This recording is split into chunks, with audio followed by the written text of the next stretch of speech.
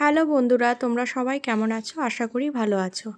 চলে এসেছিলাম দেখলাম স্টুডিওতে হেয়ারের ট্রিটমেন্ট করবো। অনেক দিন ধরে ভাবছিলাম যে চুল একেবারে নষ্ট হয়ে যাচ্ছিলো, আমার পুরো ড্যামেজ হয়ে গেছিলো, তো হেয়ারে ট্রিটমেন্ট করতে চলে আসলাম গ্ল্যাম স্টুডিও। তোমরা ভাববে যে আমি লিফট ছাড়া কেন সিঁড়িতে উঠছি।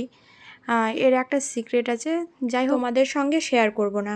তোমরা যদি জেনে থাকো তাহলে আমাকে কমেন্টে বলো কেন আমি সিঁড়ি দিয়ে আসলাম। তারপর ওয়েটিং রুমে ওয়েট করছিলাম যে আমার হেয়ারে কি ট্রিটমেন্ট করবে না করবে, পরামর্শ নিচ্ছিলাম।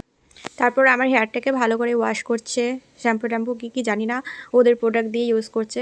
সরি, তোমাদেরকে বলতে পারলাম না প্রোডাক্টগুলোর নাম, যেহেতু আমি নিজেও জানি না। আমাকে কিন্তু বলা হয়েছিল প্রোডাক্টগুলোর নাম, কিন্তু আমি ভুলেই গেছি।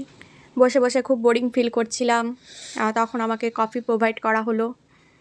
কফিটা খুব সুন্দর খেতে ছিল। তোমরা যারা যারা ভাবছো যে আমি হেয়ার ট্রিটমেন্ট করাবো, তাহলে তোমরা গোটা দিন হাতে নিয়ে রাখবে আর আসবে। যাদের ধৈর্য আছে তারাই যাও বাবা, আমার তো খুব ঘুম পাচ্ছিল, কিন্তু কি করব, ঘুমালে চলবে না, নিজেকে সাহস দিচ্ছিলাম। এত টাকা দিয়ে হেয়ার ট্রিটমেন্ট করাতে এসেছি, আস্তে আস্তে আমার ফাইনাল লুক আসছে। যাই হোক, জীবনে একটাই শখ ছিল, এই শখটা আল্লাহর হুকুম থেকে আমি সফল করতে পেরেছি। তোমরা বলো আমার ফাইনাল লুকটা কেমন লাগছে?